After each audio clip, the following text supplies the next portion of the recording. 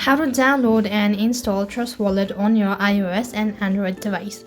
Hi everybody, welcome back to our channel. I am back with a new video. In today's video, I'll let you guys know the ways to download and install Trust Wallet on your iOS as well as Android device.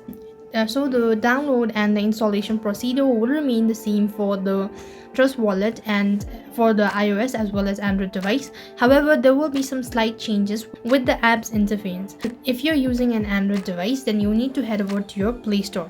Similarly, if you're using an iOS device, then you need to go to the App Store.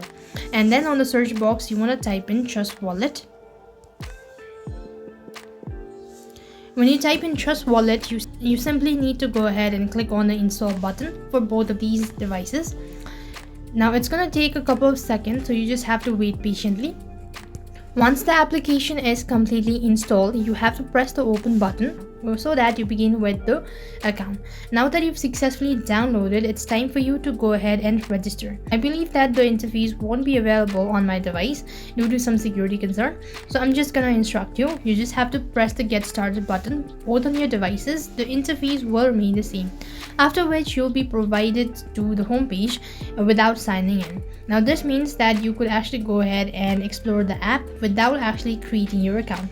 You'll be provided with two different options, that is create new wallet as well as add existing wallet. If you already have an account, just click on that and enter in the secret fees and you can log in.